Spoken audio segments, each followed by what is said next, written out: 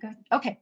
Hi, everybody, and thank you so much for being here for our demo day. It has been a fantastic day. I'm Anne, and I'm going to be talking to you about a possible quilt along later this year.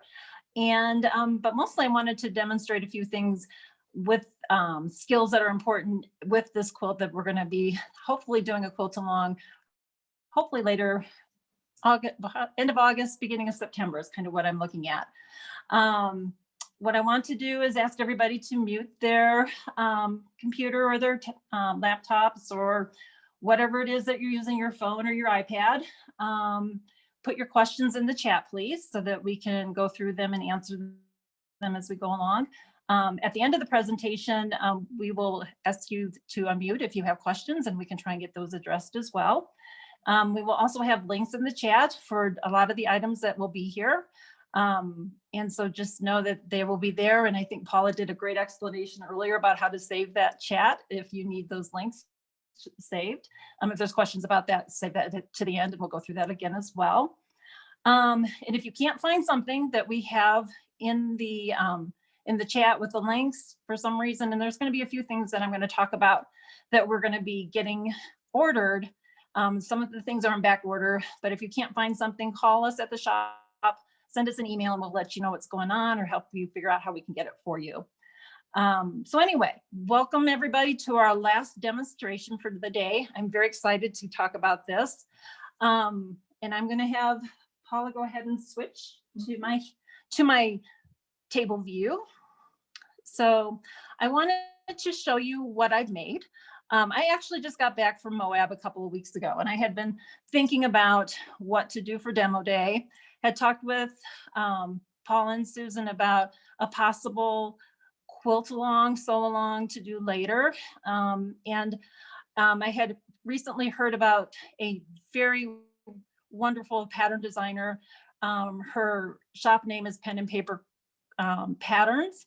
And just to let you know, I know if anybody's seen me before and done this when I've been here before, I've done paper piecing. I am not doing paper piecing today. I am doing traditional blocks and piece blocks. And so, but some of it may look like paper piecing, but it's all traditionally pieced. But I fell in love with this designer. She is amazing. She does really beautiful work. And excuse me. So this is actually the full quilt that she has designed. It's called Folk Bloom. And this is all done in solids is what she did here. I have some ideas with solids and pattern mix. And so I'm going to talk about that a little bit. This is her pattern as well as some of the fabric requirements. And it's something that can be done with yardage, and it's something that could be done with scraps. And it's something you could be doing fat quarters with. And so there's a lot of ways to do this, a lot of ways to be creative. So one of the ways I started with this is I wasn't sure what kind of background I wanted to do. So I did 2 different blocks.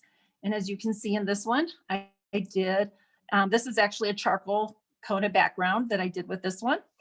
And then this one is actually one done with Kona, I think it's bone as far as the background.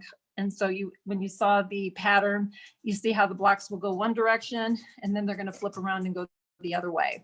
So one of the things I have to work on is figuring out my fabric selection for the sew along for this quilt down the road, because we have so many beautiful fabrics and I'm just kind of trying to figure out what would work best for that. So this is something I'm hoping to pull together to bring to all of you here in the next few months. I'm hoping people are interested in making this pattern with me. It is a really fun pattern. It's not a difficult one. It's not going to be something that's going to make you uncomfortable.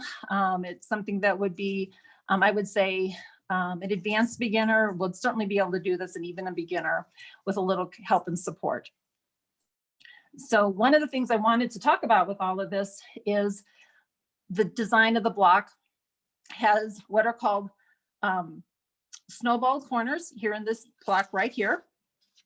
And in these blocks right here, they have triangle corners.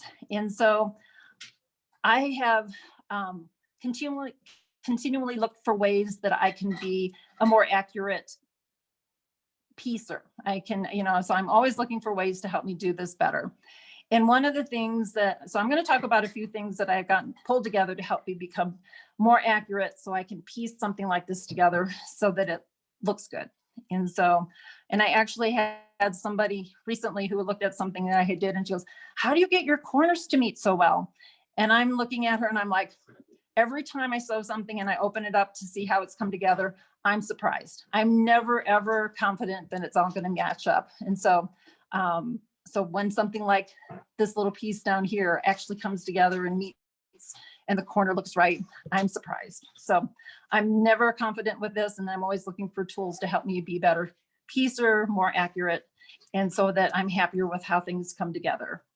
So what I want to do is talk about what I did and how I can make these pieces as accurate as possible and give you some tips and tools about that. Because the triangle corners and the snowball corners are not hard. It's just being accurate and trying to be as accurate as you can. So I'm going to first talk about marking tools. We have a selection of marking tools in our shop that I have bought over the last, actually more than a year ago, because when I moved out here, I started collecting things. And I'm going to start with actually the Hera marker, which we aren't carrying in the shop. And I don't think we need to, because you can use a butter knife. And if you have a butter knife at home, you can do marking with the Hera marker. And the Hera marker is nice because it doesn't put anything onto your fabric. You're not putting any ink, any chalk, anything onto it, but it will help you make an accurate mark. And so I'm going to show you a little bit about what that looks like on a piece of fabric. So when you're doing a marking on fabric like this, and I'm going to do like what I would do for a half square triangle, is that you just press it down. You go along the ruler, and you're trying to get an accurate, sort of accurate line, and you just mark it with this, and you can see where you get a seam, or you can see this. I hope you can see that, but you can see how this just makes a mark, and you're able to sew along this very accurately without putting any other pen, chalk, or any kind of product onto your fabric. And if you want, when you're done with your quilt top and you got it all pieced together and all quilted and you're washing it, this is all going to disappear. You won't see it at all. So that's something that I have learned how to use. And I've also used this method for marking actually a quilt top that I'm quilting myself, because I have to be honest, I'm always afraid of, especially when on a quilt top that's all finished, using some marking tools that could be difficult to remove. Most of the time I'm going to wash my quilt and it will usually come out, but I'm always a little hesitant. So anytime I can use a tool that's not going to leave a mark that could potentially be a problem, I'm going to go with that first. So that gives you an idea of what the butter knife or Hera marker can do in marking for preparing for making a quilt, or preparing for sewing a seam on your block. So the other tool that I have, and this was probably one of my first tools that I use for marking, and this is actually it's a Sewn line pencil, and it has ceramic lead in this. And I have a white chalk ceramic at the top of this one. It also came with some pink. And so I wanted to show you a little bit about what things look like when you mark with this. So this is marked with the pink ceramic pen. And it's kind of hard to see. And that's partly because it's on white fabric. So pink and white may not show up very well. So it might be a little more difficult to see. And so pink may not be the best fabric or the best color to mark on white, but it can work. And it's usually, you're just using this for a guide for when you're sewing your seam. So this is a black, I think this is a navy blue piece of fabric. And this also has pink on there, and you can see it pretty well, probably not so much on camera, but the pink pops a little bit more on the black. You can see that pretty well. And so that worked really well with that. And then I have another piece. This is a bright turquoise piece, and the pink pops on this too. And so you can see that fairly well in knowing that this is your sew line and that's what you're going to be sewing along. And it's a good guide for you. So this is the sew line mechanical pencil with ceramic lead in this, and it has a little eraser on the end. And so it can, I have not had great luck with erasing it. It kind of disappears a little bit, but I think it washes out better than trying to erase it. So I wanted to talk a little bit about another one that I've used. It is called, this is the Dritz Mark Be Gone. And well, that's what I forgot to bring. This is a tool. It's a marking pen that when you use it, it will show up very well on the blue. And I'll show you that. And it goes, so if I'm going from that end and down to this end, you can see it shows up fairly well. You can see it, and it's not going to be a problem following that for a sew line for you. The advantage to this one is that it is water soluble. So if you take a wet rag, a wet washcloth, and just blot along it, do not, rub and scrub, because that's going to distort your fabric, but just blot, it's going to disappear on you. And so it will go away. You aren't going to see it down the road. I'll just turn this piece of fabric so you can get another idea of another one that I have. This one is called a chalk liner, and this is all chalk. It's got a little roller ball at the top, and what's really nice about this one, it's going to mark blue as well. And this one probably gives you one of the thinnest lines, and I'm going to blow on it, blow the chalk off a little bit, and you can still see it very well on here as far as a sew line. And so this works really well. When you're sewing on this line, a lot of the chalk just kind of disappears. It blows off. You aren't going to see it. It's not going to be staying on your fabric. And so that's another really good option. And here in the store, we actually carry the blue, and we have it in yellow, and we have it in red. I can't speak for how well removing other colors are. The blue has worked really well. I'm always hesitant about red, but it probably, depending on your fabric, and if it's a darker fabric and just pops on it, that would probably be okay. And yellow can work really well in a lighter fabric and not carry over to, where you're going to see it and be a problem when you're finished with your project. So why is it important to mark the lines when you're doing the quilt block that I was talking about? I'm going to show you a little bit about what the quilt block looks like in pieces. And so I have all the pieces to the quilt block, but nothing is sewn together yet. And so you're going to be looking at, where am I going to be sewing all of these different snowball corners and things like that. And when you look at the block itself, you're going to see that you're going to have a piece like this up here and another piece up here and one at the bottom. And so they're a little bit different sizes, but you're going to be using your background fabric in that corner and a background fabric in that corner.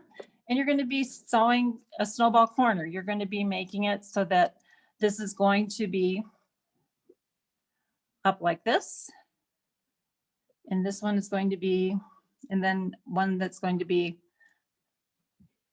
make sure I'm getting all the directions right, because this is where doing snowball corners can be very confusing, is making sure you got the fabric sewn in the right direction, and you're going to be not turning it around and going that way. That would be wrong in this situation.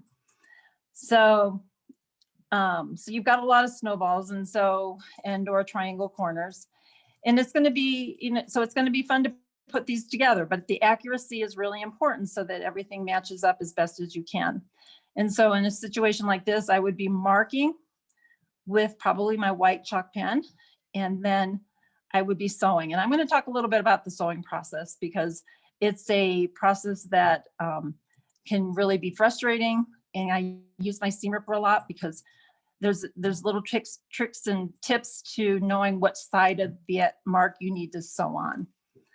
But anyway, this will get you started with what the pieces look like, how big they are, and how much fun this can be for us to pull this all together, because we're going to have lots of fun pulling different fabrics together, because each of these flowers is going to look a little bit different based on fabric placement. So that's a little bit just about the block itself. I wanted to get into the accuracy of the sewing of the blocks. And so I'm going to show you something in brighter colors, and I'm going to show you some of the different markings that I've done. So this is one where I have taken a bigger piece to show it to you so you can see it a little more clearly. So this is starting like this. And what I'm trying to show you on each of these is where sewing will be more accurate versus sewing not quite as accurate, where you'll have problems with your block not quite being quite the right size. So when you've marked your fabric and you're marking from corner to corner, you're going to have that sew line here. And you know from looking at where fabric placement is at that you want to be sewing this way so that it will fold up this way. And you're going to be eventually taking your ruler and cutting this off, and I'll show you how that works too. But on this one, let me make sure what I've done on this one.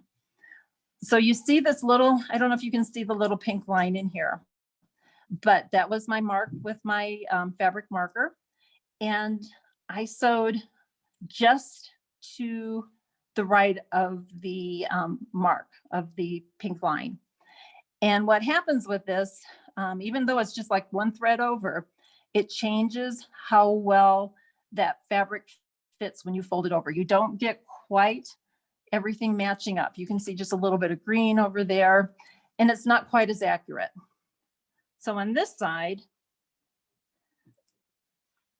this is the pink line here. My sew line is here, and I sewed just a little bit to the far side so that you're going to have the ability to fold that over just a couple of thread lengths further this direction so that it lines up more clearly. It's not quite as evident, but it's a little more clear that it fits more, it fits and will make a nice even block for you to sew with.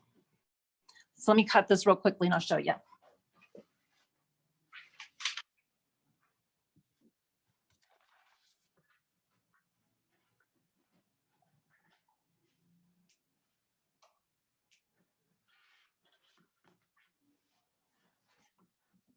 So what happens is that you end up taking your 1/4 inch ruler, or the 1/4 inch off your ruler, which is what I did here. And then I cut it right here. And then you fold it back. And you're going to see that that really just squares everything out. So you've got a beautiful rectangle here. It should be the same size as what you cut.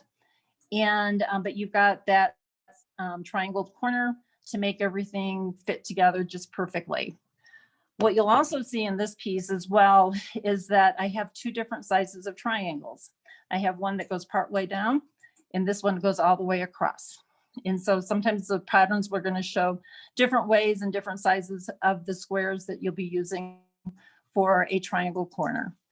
But following along and making sure you're sewing a little bit to the far side away from the line where you're going to be folding over will give you a little bit more accurate piece that's going to fit a little more accurately to give you a better fit for your piece.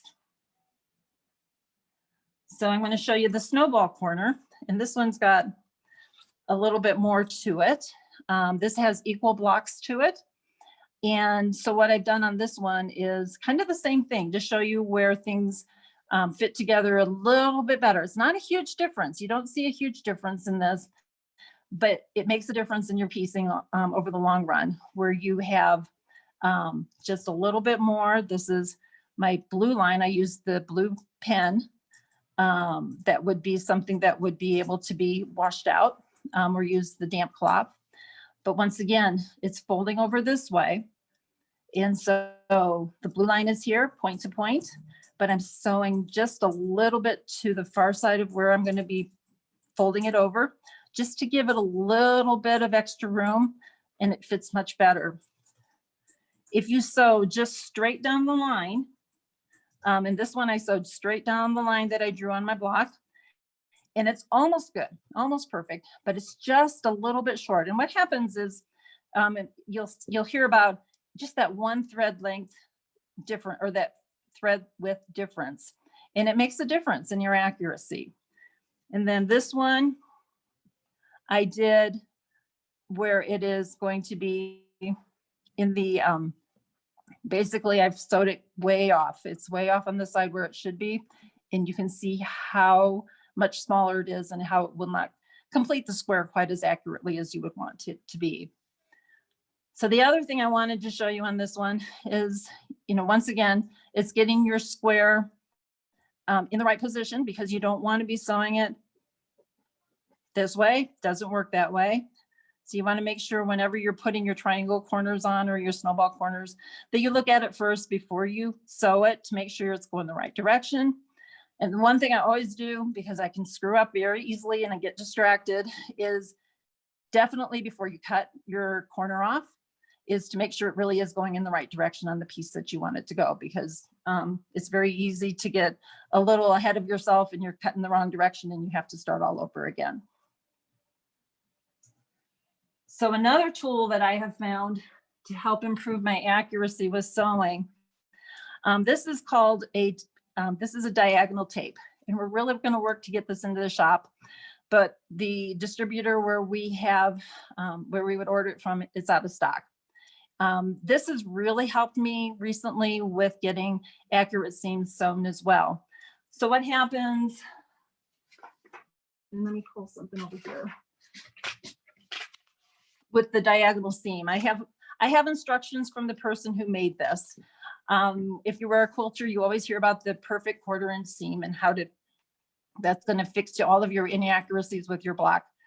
I don't know about other people, but I have a tendency of doing a drift at the end of my block when I'm sewing, and I actually end up going a little bit in this direction. So I'm always a little bit off. I'm not always, but on a regular basis, I'm like, oh crap, I didn't get that quite straight. So, so that's something that helps me keep it straight. And what happens and how you use this, and I'm going to show you the instructions and just show you a little bit about how you set it up on your machine, is that you take that red line that you see in the tape, and this is washi tape. So if you put this on your machine, it's not going to leave a sticky residue. It's very helpful, and you can put it all the way down. Some people have, depending on their machines, have some lines on there that they kind of follow. But they have a gap, or it doesn't go down far enough and the piece is too big and you can't see where you're starting. This can go even further than what's maybe on your machine. And it's actually going to be very accurate, because you're going to line up this little red line right here, right with your needle. So right where the needle is going in your machine, and it lines up right there. And then this measures out to be a 1/4 inch on each side. And so it really helps me to keep an accurate seam going. It helps me to maintain a straight line all the way down versus my drift. And so it's just a tool that I wanted to let you know about, because it's something that when you're doing these snowball corners or half square triangles, that when you line it up on your machine, you're able to get it lined up in, like I was talking about earlier, maybe just a little bit to the left or a little to the right based on where you want it to be. And it's going to really help you improve your sewing in your straight and getting the right seam allowance for yourself too. So just another tool I wanted to share with you that may be something you'd want to consider using in helping you with keeping your seams accurate as you're sewing along and quilting. So the other thing I wanted to show you, because when I told you I was auditioning fabric for all of this, for the quilts, I've come up with lots of things. And if anybody has preferences or thoughts, if you like a dark background, if you like a light background, if you like colors in this. These are different fabrics that I've kind of pulled together that are kind of at the back of my mind as far as what would make a beautiful quilt using this pattern. And so I'm just kind of, you know, if people are interested in the sew along, if they want to participate when we're picking fabrics to put kits together, colorways that they're interested in, I think I would really love to hear what you think, because we have some beautiful fabrics here in this shop. Everybody's tastes are a little bit different, but would love to be able to put some things together to sew this quilt together down the road. I think it will be a lot of fun. We'd learn a lot. We can just enjoy sharing what we're doing with one another, and just having a, I think, continuing to develop a community of sewers that we have here in the area. So I think that pretty much hits everything I wanted to talk about. Are there questions or anything else out there that people want to address or bring up, or how I can help them address, you know, talking about any of the tools we talked about? Just trying to make sure we're doing the best work we can, because there's nothing more frustrating than getting a whole block sewn and you're like, oh, it doesn't fit. It's not quite big enough. It didn't turn out quite right. And so we're always searching for ways to be, I think, a more accurate sewer, so we can have a beautiful project. So any questions, let me know. You can invite them to unmute. Oh, yes. And, oh, yes. And Paula's reminding me to please unmute if you have questions, and we'll be happy to answer your questions. If you're seeing this at a later date, because this is going to be recorded and available for people to look at down the road, please reach out and let me know if you have specific questions, or if you have ideas and things that you would like to see going on the fabric side as well. So.